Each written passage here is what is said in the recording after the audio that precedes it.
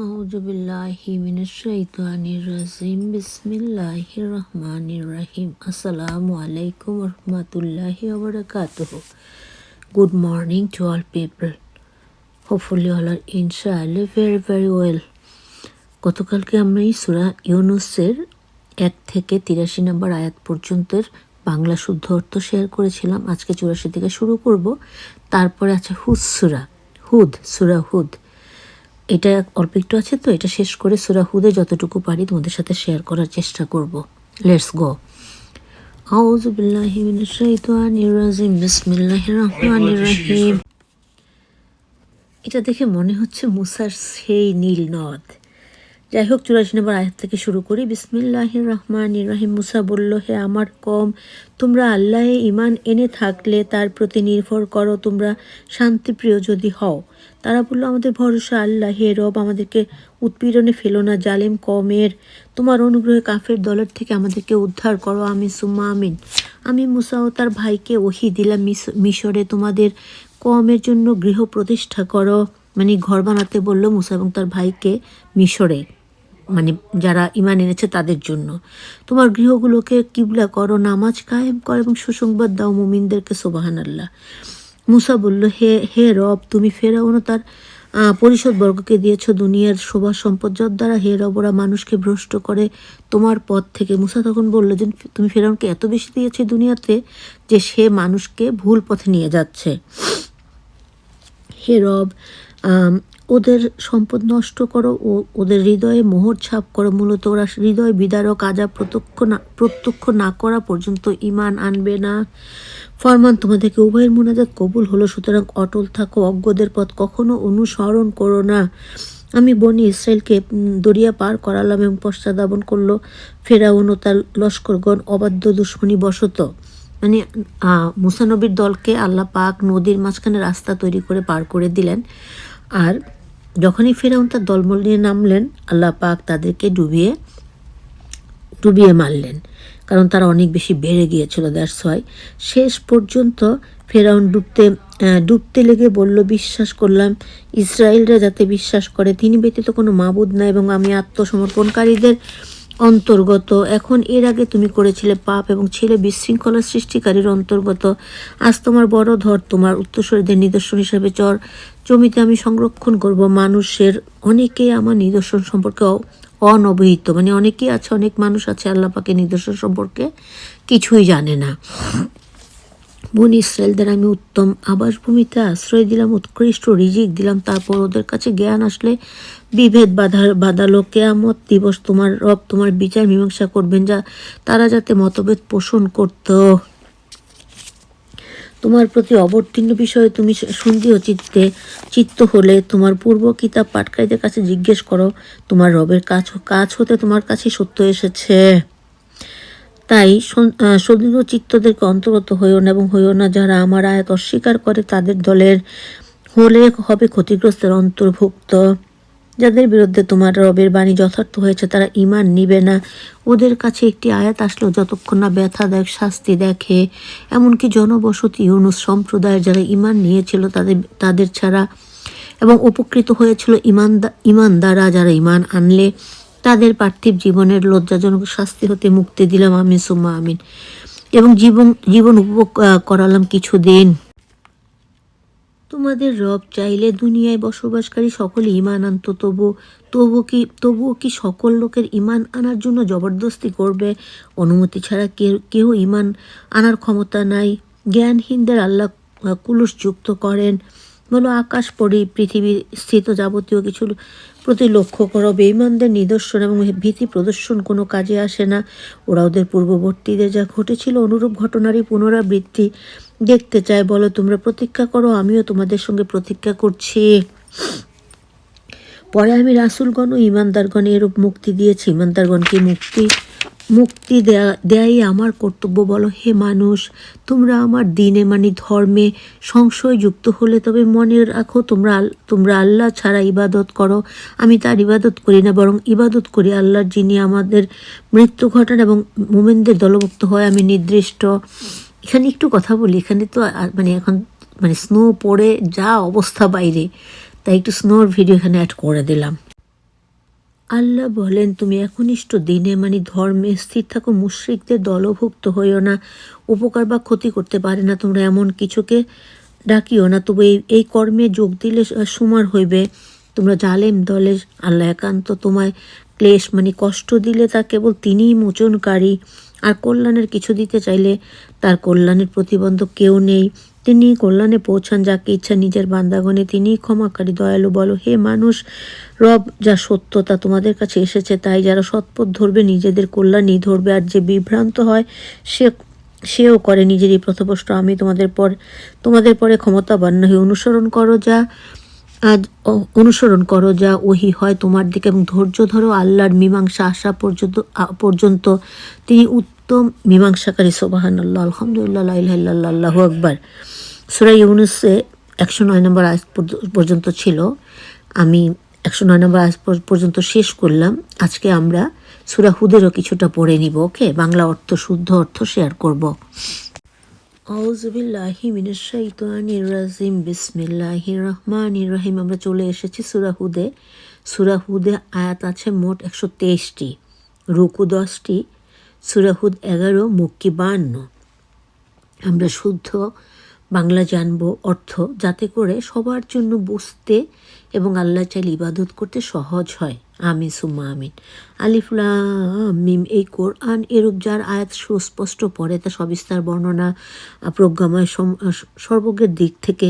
কখনো ইবাদত করো না আল্লাহ ছাড়া, নিশ্চয়ই আমি সন্তুষ্টি সুসংবাদ শুনছি, এবং ক্ষমা কামনাও তোমাদের রবের কাছে তওবা করো। তিনি তোমাদেরকে এক নির্দিষ্ট সময় পর্যন্ত উত্তম জীবনযাপন করতে দিবেন, এবং দিবেন প্রত্যেক নিষ্ঠাবানকে প্রচুর দান। সুবহানাল্লাহ।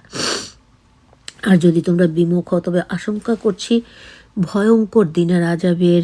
আল্লাহর কাছে তোমাদের প্রত্যাবর্তন, তিনি সকল বস্তুর উপর ক্ষমতাবান। সাবধান, ওরা তার কাছে গোপন রাখার জন্য অন্তরে বিদ্বেষ পালে। সাবধান, ওরা শয়নকালে নিজেদের কাপড় মুড়ি দিয়ে থাকে। আল্লাহ পরিজ্ঞাত, ওরা গোপনে প্রকাশ্যে যা করে, কারণ তিনি অন্তর্যামী। আমরা আল্লাহর রহমতে 12 পাড়ায় চলে এসেছি। সূরা হুদে আছি আমরা, কিন্তু 12 পাড়াতে চলে এসেছি, আলহামদুলিল্লাহ। পৃথিবীতে অবস্থিত প্রত্যেকের রিজিকে জামিনদার আল্লাহ, এবং তিনি জ্ঞাত তাদের অবস্থানস্থল সমস্ত কিতাবে স্পষ্ট রক্ষিত। আর তিনি সর্বশক্তিমান, যিনি সৃষ্টি করেছেন আসমান ও জমিনকে 6 দিবসে, আর তখন তা ছিল পানির উপরে। তোমাদেরকে পরীক্ষা করবেন তোমাদের মধ্যকার কার কাজ উত্তম। যদি তুমি ওদিকে বলো তোমাদের পুনর্বার উঠানো হবে মৃত্যুর পরে, তখন কাফেররা বলে তো জাদুর কল্পনা, আমি কতক দিনের জন্য ওদের শাস্তি মওকুফ রাখি। তবে নিশ্চয়ই ওরা বলবে, কিসে ইহা মওকুফ করলো। সাবধান, যেদিন ওদের উপর আযাব আপতিত হবে, সেদিন তা ফিরবে না, এবং যা নিয়ে বিদ্রুপ করে তাতে ওদের বেষ্টন করবে। আর যদি আমি মানুষকে নিজের করুণার আস্বাদন গ্রহণ করাই, তারপর নেই ছিনিয়ে, তখন মানুষ নিরাশ নাশকর হয়। দুঃখ কষ্ট ভোগের পর যদি অনুগ্রহের স্বাদ নেই, তাহলে বলতে থাকে আমার কষ্ট বিদরিত হয়েছে, কারণ আমি মানুষ খুব শীঘ্রই খুশি হয় এবং অহংকার করে। আল্লাহ মাফ করো। কিন্তু যারা সহিষ্ণু এবং ভালো কাজ করে থাকে, তাদের জন্য রয়েছে ক্ষমা এবং মহা পুরস্কার। সুবহানাল্লাহ। তুমি তার সামান্য কিছু ছেড়ে দিতে পারো যা তোমার প্রতি প্রত্যাদেশ হয়েছে, এবং এতে তোমার মন ছোট হতে পারে। যদি ওরা বলে, তার কাছে কেন ধনভাণ্ডার অবতীর্ণ হয় না, অথবা তার কাছে কেন ফেরেশতা আসে না, তবু তা করবে না। তুমি শুধু প্রদর্শক, আর প্রত্যেক বস্তুই আল্লাহর ক্ষমতাধীন। ওরা কি বলে, ইহা একটি রচনা করে। তোমরা এই প্রকারে 10টি সূরা তরিত নিয়ে আসো, এবং পারলে আহ্বান করো অপর যাকে পারো আল্লাহ ছাড়া, যদি সত্যবাদী হও। তোমাদের আহ্বানে ওরা যদি সাড়া না দেয়, তবে জানিও সে আল্লাহরই ইলম হইতে অবতীর্ণ, আর তিনি ছাড়া কোনো মাবুদ নেই। তোমরা কি মুসলমান হবে না? কেউ পার্থিব জীবন এবং তার সৌন্দর্য চাইলে, আমি তাদেরকে তার কর্মের ফল পৃথিবীতে পূরণ করি, আর তারা এতে কম পাবে না। ওদের জন্য পরকালে দোজক ছাড়া কিছুই নাই। বিনষ্ট হয়েছে পৃথিবীতে যা তারা করেছে, আর যা করেছে সমস্তই বাতিল। অতএব যে কায়েম আছে নিজেদের রবের সুস্পষ্ট পথে, আর পশ্চাতে মানে পিছনে প্রেরিত সাক্ষী এবং তার পূর্ব সাক্ষীর মুসার কিতাব আদর্শ রহমত স্বরূপ, ওরা এতে বিশ্বাসী। আর এতে যে দলটি অবিশ্বাসী, তাদের শেষ ঠিকানা রয়েছে দোজক। মাফ করো আল্লাহ। সুতরাং তুমি এতে কোনো সন্দেহে থেকো না। এটার বরহক তোমার রবের পক্ষ থেকে, কিন্তু অধিকাংশ লোক বিশ্বাস রাখে না। যারা আল্লাহর প্রতি মিথ্যা রটনা করে তাদের অপেক্ষা বড় জালেম আর কে হতে পারে। ওদের হাজির করা হবে ওদের রবের দরবারে, সাক্ষীগণ বলবে ওরাই মিথ্যা বলতো নিজেদের রবের প্রতি। হুঁশিয়ার জালেমদের প্রতি আল্লাহর অভিশাপ। যারা বাধা দেয় আল্লাহর পথে এবং তাতে করে বক্রতা অনুসন্ধান, বস্তুত ওরাই পরকালে মুনকের। এই লোকেরা না দুনিয়াতে আল্লাহকে হারাতে পারলো, না আছে ওদের জন্য আল্লাহ ছাড়া আর কেউ সাহায্যকারী। ওদের প্রতি হতে থাকবে দ্বিগুণ আযাব, কারণ ওরা সত্য শুনতে পারত না, না সোজা ওদের দৃষ্টি পড়ত। ওরা ক্ষতি করলো নিজেদের, ওদের কল্পনার বস্তু মিথ্যা প্রতিপন্ন হলো।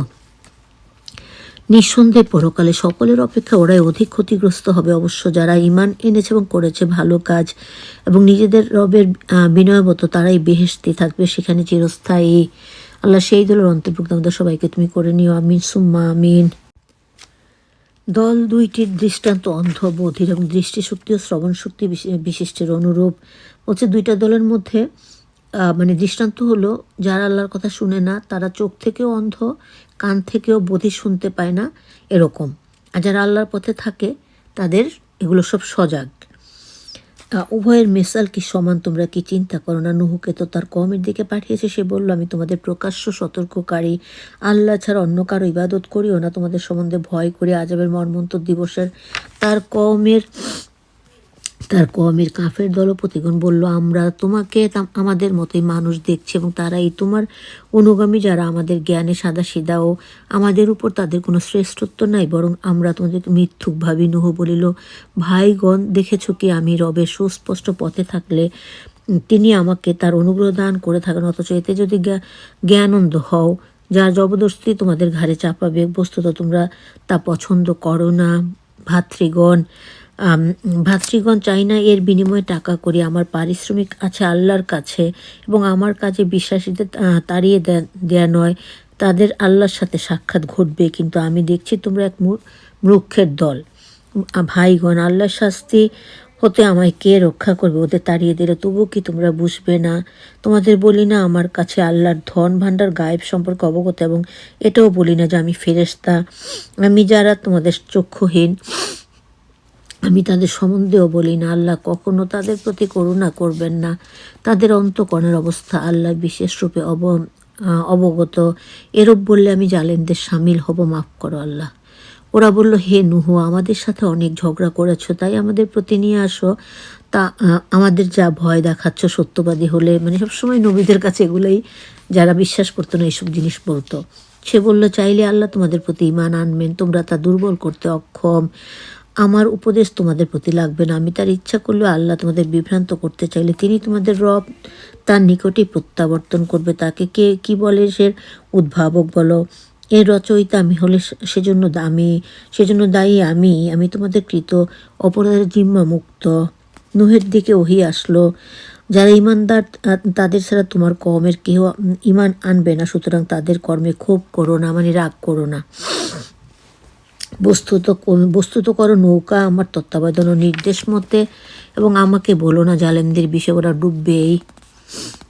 নুহ নৌকা গড়ছিল এবং কওমের প্রধানরা তার কাছ হয়ে গমন করলে উপহাস করত। যখন নুহ নৌকা বানাচ্ছিল, যারা আল্লাহকে বিশ্বাস করতো না তারা হাসি ঠাট্টা করতো। সে বলতো, আমাদের উপহাস করলে আমরাও করব উপহাস, যদ্রূপ উপহাস করছো। সত্য জানিতে পারবে কার উপর আসে গঞ্জনার আযাব এবং চিরস্থায়ী আযাব কার মাথায় পড়ে, মাফ করো আল্লাহ। শেষ পর্যন্ত আমার আদেশ পৌঁছল, তন্দরে পাপড়িত হইল। বললাম, এতে তোলো প্রত্যেক জীবের একজোড়া, এবং তোমার পরিবারবর্গ যাদের সম্পর্কে চূড়ান্ত হয়েছে ঈমান এনেছে তার উপর বিশ্বাস করেছিল স্বল্প সংখ্যক। আল্লাহ পাক বলল, প্রত্যেক জন্তু থেকে একজোড়া করে তুলতে, যারা বিশ্বাস করেছে আল্লাহকে তাদেরকে তুলতে। বলল, তোমরা এতে আরোহণ করো, বিসমিল্লাহে মাজরেহা ওয়া মুরসাহা ইন্না রাব্বি লাগাফুরুর রহিম। এই যে দোয়াটা কি কত সুন্দর, বিসমিল্লাহে মাজরেহা ওয়া মুরসাহা ইন্না রাব্বি লাগাফুরুর রহিম, যার অর্থ হলো আমার রব ক্ষমাকারী দয়ালু। এখানে দিয়েছে বিসমিল্লাহে মাজরেহা ওয়া মুরসাহা, পুরা দোয়াটা হলো বিসমিল্লাহে মাজরেহা ওয়া মুরসাহা ইন্না রাব্বি লাগাফুরুর রহিম। নৌকা তাদের সহ পাহাড় সদৃশ তরঙ্গ বানা বয়ে চলল। নুহের পুত্র ওদের থেকে আলাদা ছিল। নুহ ডেকে বলল, হে পুত্র, আমাদের সঙ্গে আরোহণ করো, হইও না কাফের দলের।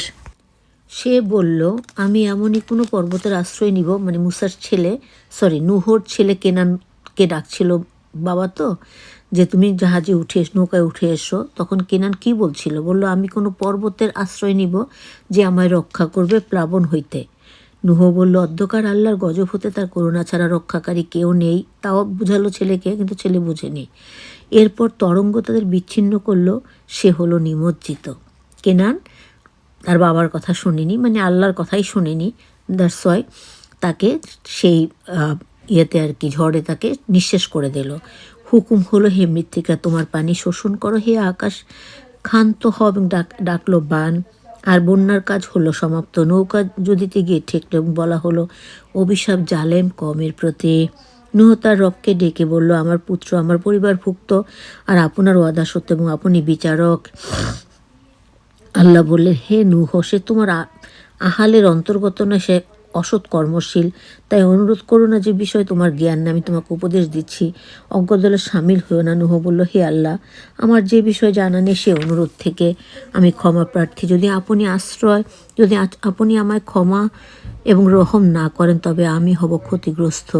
বলা হলো, হে নূহ, আমার প্রদত্ত শান্তি ও বরকৎসহ অবতরণ করো এবং তোমার সঙ্গীদের প্রতি বরকৎসহ আরও কমকে জীবন উপভোগ করতে দিব। পরে ওদের থেকে পৌঁছবে মর্মান্তিক শাস্তি। গায়েবের এইসব বৃত্তান্ত ওহী দিয়ে তোমাকে জানাচ্ছি। ইতিপূর্বে তুমি না তোমার সম্প্রদায়ের কেউ জানতো, সুতরাং তুমি সবুর করো, মানে অপেক্ষা করো শুভ পরিণতি মুত্তাকীদের জন্য। বুঝতে, তুমি অপেক্ষা করতে থাকো, যারা ঈমান এনেছে তাদের জন্য ভালো কিছু আছে। আদ কওমের কাছে তাদের ভাই হুদকে পাঠিয়েছে। সে বলল, ভাইয়েরা, আল্লাহর ইবাদত করো, তিনি ছাড়া কোনো মাবুদ নাই, তোমরা মিথ্যার রটনাকারী। হে আমার কমের পরিবর্তে তোমাদের কাছে পারিশ্রমিক চাই না, আমার শ্রমফল আছে, তিনি আমার সৃষ্টিকর্তা, তার কাছে তুমি বুঝবে না। ভাই সব, স্বীয় রবের কাছে ক্ষমা চাও, তারপর করো তওবা, তিনি তোমাদের জন্য প্রচুর বৃষ্টি বর্ষাবেন এবং বাড়াবেন তোমাদের শক্তিকে আর, এবং তোমরা অবাধ্যতা করে বিমুখ হইও না। ওরা বলল, হে হুদ, তুমি আমার কাছে কোনো দলিল আনো নাই, আমরা আমাদের মাবুদগণকে ছাড়তে পারবো না। মাবুদগণ মানে একাধিক মাবুদ, তাদের কথায় আমরা তোমায় বিশ্বাস করি না। বলল, আমাদের মাবুদ দিগের কেহ মার তোমাতে পড়েছে। হুদ বলল, আমি আল্লাহকে সাক্ষীও তোমাদের সাক্ষী করছি, তোমরা যাকে শরিক করো আমি তা থেকে বিমুখ। তখন নুহ বলল যে, তোমরা আল্লাহর সাথে যাদেরকে শরিক করছো, মানে ওরা একাধিক মাবুদ বানাচ্ছে। বলল, আমি সেটা পছন্দ করছি না, আমার এক আল্লাহই ভালো। আল্লাহ ছাড়া আমার বিরুদ্ধে সম্মিলিত ষড়যন্ত্র পাকাও, আমাকে অবসর দিও না। আমার এবং তোমাদের রবের উপর ভরসা রাখি, জীবজন্তু এমন কিছু নাই যা তার আয়ত্তাধীন নয়। আমার রব আছেন সরল পথে, সুবহানাল্লাহ। এরপরও কেন বিমুখ হইলে আমি যা সব প্রেরিত তা তোমাদের কাছে পৌঁছায়াছি, এবং আমার রব তোমাদের জায়গায় অন্য কাউকে স্থলাভিষিক্ত করবেন, তার কোনো ক্ষতি করতে পারবে না। আমার রব সকল কিছুর রক্ষক, সুবহানাল্লাহ। আমার নির্দেশ এলো হুদ ও তার উপরে বিশ্বাসীদের প্রতি, তাদের আমার অনুগ্রহে রক্ষা করলাম তাদের শত্রু আজাব থেকে। এ আদ জাতি তাদের রবের আয়াত অস্বীকার এবং করেছিল বিরোধিতা। তার রাসূলদের সকলেই উদ্ধত কামকেয়ালির নির্দেশে চালিত। এই দুনিয়ায় ওদের করা হয়েছিল লানত, হবে কেয়ামত দিবসেও। অবহিত হও, আদ কমও ছিল তাদের রবের অকৃতজ্ঞ। জানো, হুদের কমে তাদের ধ্বংসই ছিল পরিণতি। পাঠিয়েছিলাম সামুদের দিকে তাদের স্বজাতি ভাই সালেহকে। সে বলল, ভাই সব, আল্লাহর ইবাদত করো, তিনি আমাদের মাবুদ, তিনি তোমাদের মৃত্তিকা থেকে সৃষ্টি করেছেন, এতেই বসবাস করিয়েছেন, তারই ক্ষমাপ্রার্থী হও, তার দিকে ফিরে এসো, আমার রব নিকটই সারা দেন ডাকে। বলল, হে সালেহ, এর আগে তুমি ছিলে আমার ভরসাস্থল, তুমিই বারণ করছো আমাদের পূর্বপুরুষগণ যাতে পূজা করতো, তাদের পূজা করতে আমরা অবশ্যই সন্দিহান, যার দিকে তুমি আমাদেরকে আহ্বান করছো, মানে ডাকছো। সে বলল, ভাইগণ, তোমরা কি বলো? আমার রব প্রেরিত সুস্পষ্ট নিদর্শনে স্থির থাকলে এবং তার নিজ অনুগ্রহ আমাকে দান করলে কে আছে তার অবাধ্য হলে আমাকে সাহায্য করে? তাই তোমরা তো আমার ক্ষতি বৃদ্ধি করছো। ভাইরা, আল্লাহরই উষ্ট্রি তোমাদের জন্য নিদর্শন। আল্লাহর ভূমি থেকে চড়িয়ে খেতে দাও, একে কোনো অনিষ্ট করিও না, করলে আশু শাস্তিতে বিধৃত হবে। কিন্তু তারা তাকে হত্যা করলো। সে বলল, তোমরা নিজ গৃহে 3 দিবস জীবন উপভোগ করো, ইহা এক প্রতিশ্রুতি যা মিথ্যা হবে না। আমার নির্দেশ এসে পৌঁছলে নাজাত দিলাম সালেহ এবং যারা তার ইমানদার সঙ্গী আমার স্বীয় অনুগ্রহে এবং রক্ষা করলাম সেই দিনের লাঞ্ছনা থেকে। রব তোমার শক্তিমান বিক্রমশালী। তারপর জালেমদের আঘাত করলো ভীষণ গর্জন, ফলে স্বীয় গৃহে নত যেন অবস্থায় তারা বিনাশ হয়ে গেল, যেন তারা সেখানেই বাস করেই না। জানিও সামুদ জাতি স্বীয় রবকে অস্বীকার করেছিল, পরিণতি ছিল তার ধ্বংসই। আমার প্রেরিত ফেরেস্তাদেরকে ইব্রাহিমের কাছে সুসংবাদ নিয়ে এসেছিল, সে বলল সালাম। সে গোবৎসসানা গোশত নিয়ে আসলো।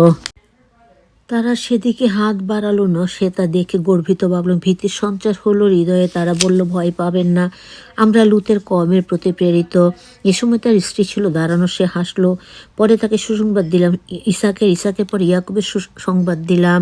সে বলল, কি আশ্চর্য, সন্তানের জননী হব আমি বৃদ্ধা বয়সে, স্বামীও আমার বৃদ্ধ।